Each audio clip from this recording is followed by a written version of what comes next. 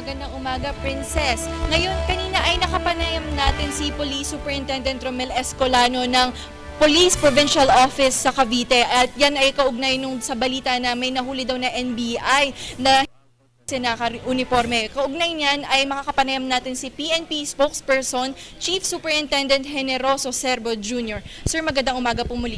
Yes, magandang umaga muli at sa ating mga viewers. Ano po yung, maaari niyo po bang makwento sa amin kung ano po yung nangyari po dun sa Cavite na yung nahuli po na NBI? Ano po yung kanyang violation?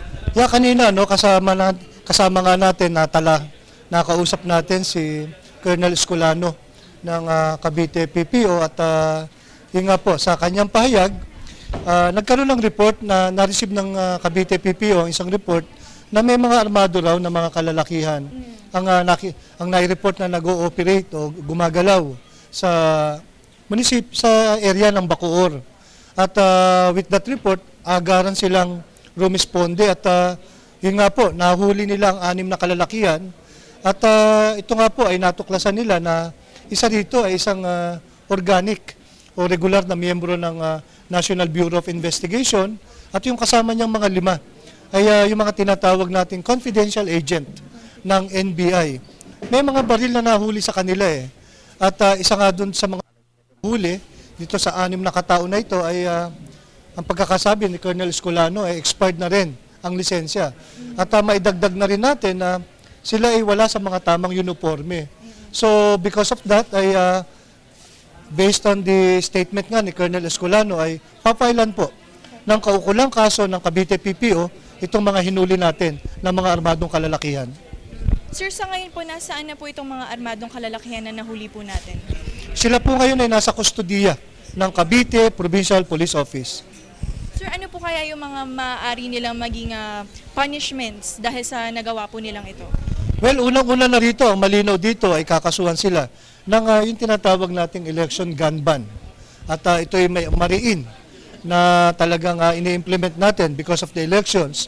At depende sa matutuklasan natin na mga iba pa tulad ng yung mga baril na ito, loose firearms ba? Tulad ng sinabi natin kanina, isa dito ay may expired na lisensya. So anyway, titingnan natin kung ano pa mga elemento ng krimen na pwedeng na-violate ng grupo na ito at titiyakin natin na sila po ay papailan natin ng kaukulang kaso. Sir, sa mga panahon po, ang mahalaga na yung mga otoridad ay naka-uniforme para ma-identify po sila ng mga tao. At ngayon po, ay ano naman po ang masasabi ninyo na sa mga sa opening po ng mga polling precincts po natin? Kamusta naman po? So far naman, at this point, generally peaceful pa rin naman yung pagbubukas ng ating mga polling centers. Bagamat yun, lagi natin tinitiyak, si General Purisima ay nagpahayag na yung ating mahigit 36,000 na polling centers, ito po ay mababantayan ng ating mga PNP units. At yun nga po, meron tayong mga reports na although hindi pa mga validated, na alleged insidente na mga vote buying o kaya ng mga ibang election violations. Pero ganun pa man, by and large, peaceful naman yung early hours ng ating botohan sa buong bansa. Sir, ayan po, ngayon ay hihingi na lang po siguro kami ng last message. Tsaka saan po kaya pwede makatawag yung mga tao kung sakali man may ma-encounter silang problema sa mga voting centers? Yes, tinitiyak ng ating Philippine National Police, 148,000 strong. Ito po ay pagagalawin at talagang ng ating hepe, ni Chief PNP, Police Director General Purisima.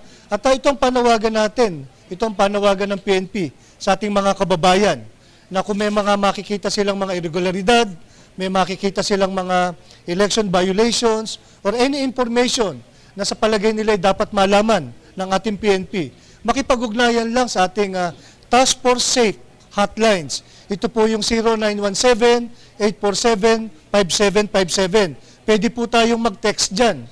O kaya tumawag tayo sa 0908-821-8004 at saka 0917-790-7214.